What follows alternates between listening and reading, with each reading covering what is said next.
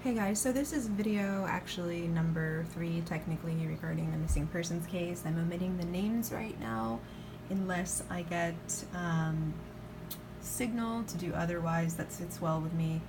I'm just going to recap what I had in the previous video. This is actually going to be my part 2. I'm just going to combine 2 videos. I decided to erase the second video. But anyways, I'm gonna get right into it. This case is severely close to coming to closure. What I'm gonna recap on previously in the second video, there is another female involved. This other female does have information. The information that she's gonna give within the next 6 years is gonna blow the lid off this case, and the family of the missing person is gonna be extremely happy.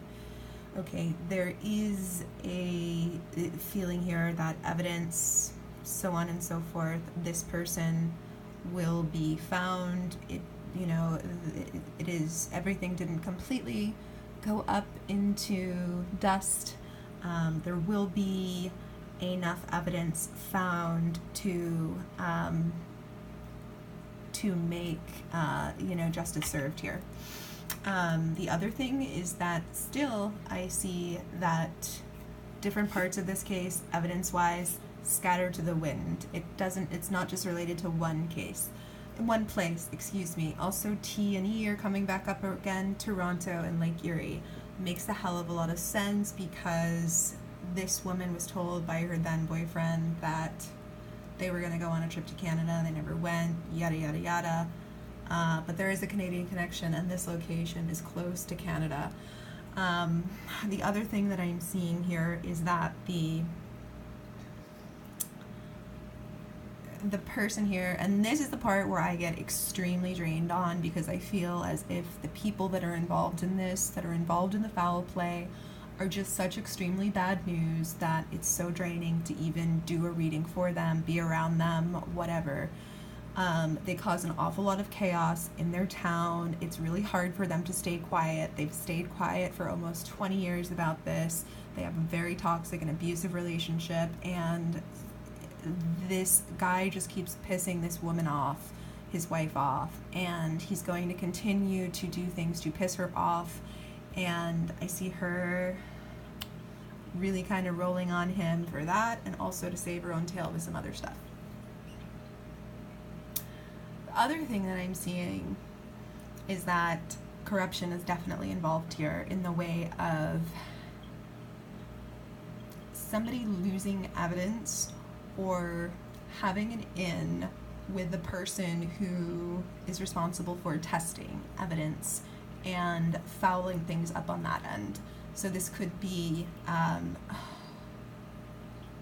like the DNA lab where they send samples to, that could have been lost by now.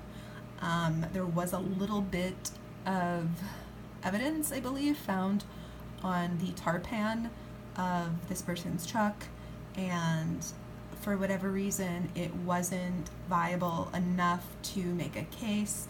I think that the law defined that it needed to be more than that, more DNA content, mass, in order to make a case.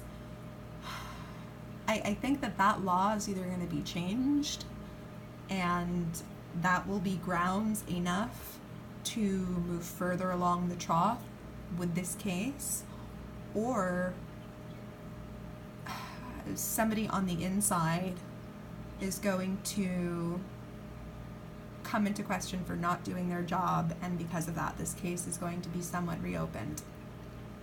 I believe it's open still. I don't think that this is necessarily a cold case, but I do feel as if more people will get into the game here when it comes to solving it. But within the next 6 years, I do see it being solved. And it's also going to,